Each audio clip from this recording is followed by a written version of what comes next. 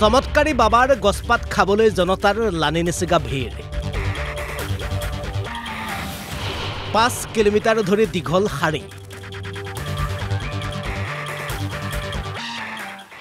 না ৰদে পুৰিব পাৰিছে না বৰষুণে তিয়াব পাৰিছে গছপাত খাবলৈ অহা জনতা গছপাত খাবলৈ ভিৰ কৰোতে কাৰেণ্টৰ তাৰত লাগি সত্তাধিক জনতাৰ অৱস্থা হ'ল কাহিল উপায়হীন জিলা প্ৰশাসনে গছপাত বিতৰণ বন্ধ কৰিলে বাবাৰ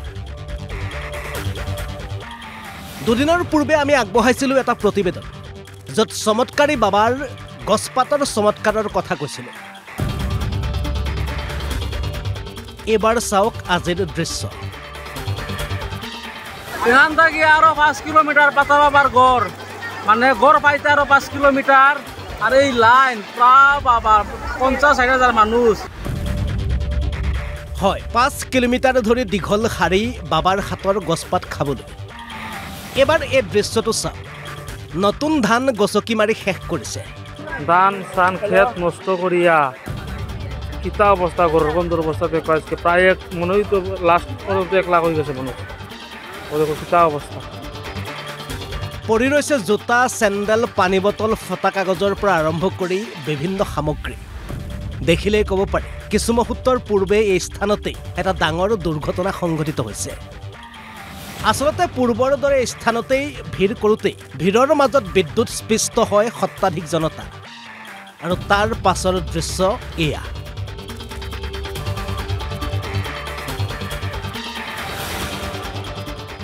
এবাৰ চাওক এজন বিশেষ বাবা নাম সত্যবাবু সিনহা এজন প্ৰাক্তন সেনা জোৱান পাছে এইজন প্ৰাক্তন সেনা জোৱানে সপোনত দেখিলে বোলে এক বিশেষ গুণসম্পন্ন বনৰীয়া গছপাত বাবাৰ দাবী যি গছপাতে আৰোগ্য কৰে সকলো বেমাৰ আৰু বাবাৰ কথাকে বিশ্বাস কৰি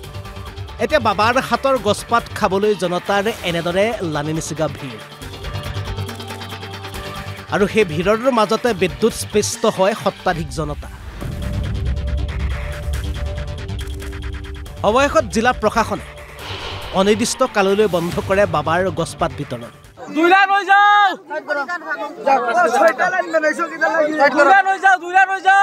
অত বেশি তো একজনে দেওয়া উচিত নাই পারাও যায় না আনাও লাগে এক সময় গিয়া আনতে একটা সময় লাগে মহালয় আর 2 দিন বন্ধ আর পূজার দুর্গা পূজার 5 দিন বন্ধ থাকবে সমস্ত বছর চলবে সারা জীবন আমি যতদিন থাকি বেঁচে থাকি 9টা থেকে বিকাল 7টা পর্যন্ত দেওয়া যাইব সকাল 9:30 থেকে 7টা পর্যন্ত দেওয়া যাইব তারপর তো একটা পাতা উতা আনা লাগে এই সেই মাঝখানে একটা খাওয়ার একটা রেস্ট চা পানি আছে এই ধরনের চলতে থাকবো আমি যতদিন সুস্থ ততদিন যতদিন পাতা আছে ততদিন পাতাও তো একটা শেষ হইতে পারে শুকনা দিনে শেষ হইতেও পারে পাথাৰকান্দিৰ পৰা আমিউল আলম সিদ্দিকৰ ৰিপোৰ্ট অসম লাইভ 24